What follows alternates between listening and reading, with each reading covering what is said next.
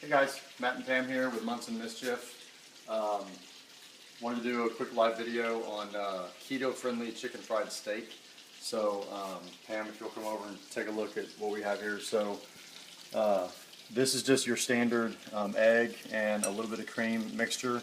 The meat that I've got going in here right now is tenderized deer backstrap from last season's hunting. I've got one batch in the skillet right now, and I'll talk about the flour in a second.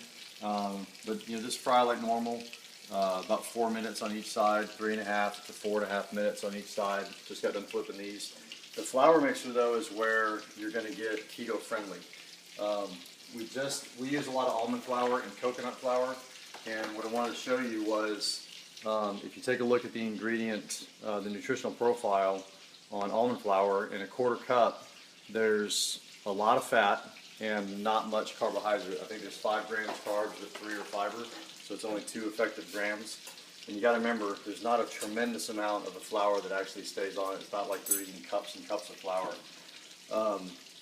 But then also in here is you just kind of flavor your flour to taste however you would normally do that. We do a lot of salt and pepper, paprika, onion powder, garlic powder, stuff like that.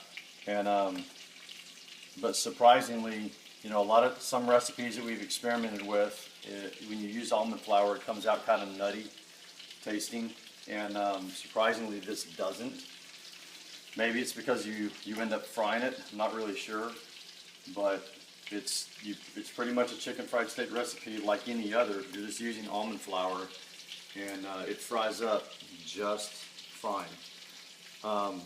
What's really good, almost as always with some kind of chicken fried steak, is mashed potatoes. And since we're keeping our carbs really low, instead of doing mashed potatoes, we do a mashed cauliflower. And we are well aware that that's not the same as potatoes, that it doesn't taste the same, but it's a pretty good substitution.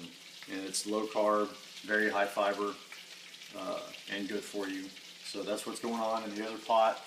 And then we'll also make a little bit of gravy out of the grease that's left over, and again with the almond flour that's left over right here and a little bit of grease from the pan, we'll make a flour just like Mom used to make. And the only real difference in this entire thing is the flour that you use. Instead of using a traditional white flour, we use an almond flour. Next time I do this, I'm going to experiment with coconut flour and see how that works out. And I'll let you guys know. I'm pretty sure I've posted this recipe or discussed this on our blog, munsonmischief.com. But if I haven't, I'll double check and I'll make sure that we get it on there pretty soon.